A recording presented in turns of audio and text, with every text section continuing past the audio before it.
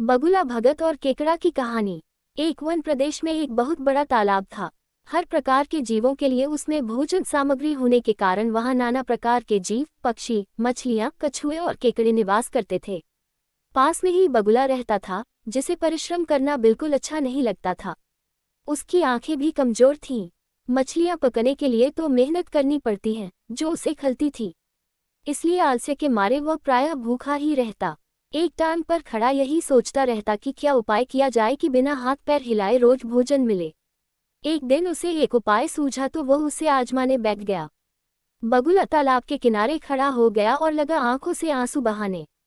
एक केकड़े ने उसे आंसू बहाते देखा तो वह उसके निकट आया और पूछने लगा, मामा, क्या बात है, भोजन के लिए मछलियों का शिकार करने की बजाय खड़े आंसू बहा रहे हो?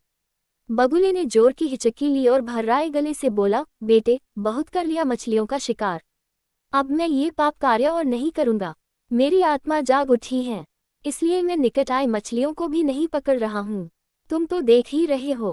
केकड़ा बोला, मामा, शिकार नहीं करोगे, कुछ खाओगे नहीं तो मर नहीं जाओगे। बगुले ने एक और हिचकी ली, ऐसे जीवन का नष्ट होना ही अच्छा है बेटे, वैसे भी हम सबको जल्दी मरना ही है।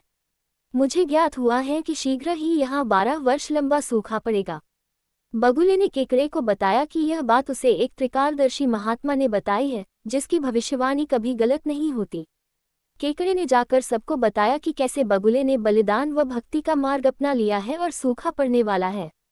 उस तालाब के सारे जीव, मछलियां, कछुए, केकड़े, बत्तख व सारस आदि दौड़े दौड़े बगुले के पास आए और बोले, भगत मामा, अब तुम ही हमें कोई बचाव का रास्ता बताओ।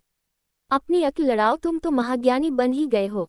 बगुले ने कुछ सोचकर बताया कि वहां से कुछ कोस दूर एक जलाशय है जिसमें पहाड़ी झरना बहकर गिरता है। वह कभी नहीं सूखता। यदि जलाशय के सब जीव वहां चले जाएं तो बचाव हो सकता है। अब समस्या ये थी कि वहां तक जाया कैसे जाएं। बगुले भगत ने ये समस्या भी सुलझा दी। मैं तुम्हें एक एक करके अपनी पीठ पर बिठाकर वहां तक पहुंचाऊंगा, क्योंकि अब मेरा सारा शेष जीवन दूसरों की सेवा करने में ही तो गुजरेगा। सभी जीवों ने गदगद होकर बगुला भगत जी की जय के नारे लगाए। अब बगुला भगत के पौ 12 हो गई। वह रोज एक जीव को अपनी पीठ पर बिठाकर ले जाता और कुछ दूर ले जाकर एक चट्टान के पास जाकर उसे उस पर पटककर मार डालता और खा जाता। कभी मूड हुआ तो भगत जी 2 फेरे भी लगाते और 2 जीवों को चटकर जाते। तालाब में जानवरों की संख्या घटने लगी। चट्टान के पास मरे जीवों की हड्डियों का ढेर बढ़ने लगा और भगत जी की सेहत बनने लगी। खा खाकर वह खूब मोटे हो गए। मुख पर लालियां आ गई और पंख चर्बी के तेज से चमकने लगे। उन्हें देखकर दूसरे जीव कहते, देखो, दूसरों की सेवा का फल और पुण्य भगत जी के शरीर को लग रहा है।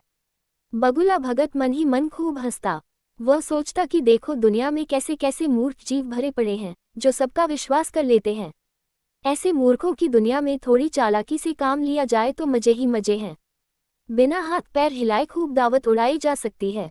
बहुत दिन यही क्रम चला। एक दिन केकड़े ने बगुले से कहा, मामा, तुमने इतने सारे जानवर यहाँ से वहां पहुंचा दिए, लेकिन मेरी बारी अभी तक नहीं आई।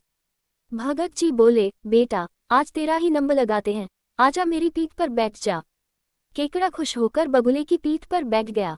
जब वह चट्टान के निकट पहुंचा तो वहां हड्डियों का पहाड़ देखकर केकड़े का माथा ठनका। वह हकलाया, ये हड्डियों का ढेर कैसा है? वह जलाशय कितनी दूर है मामा?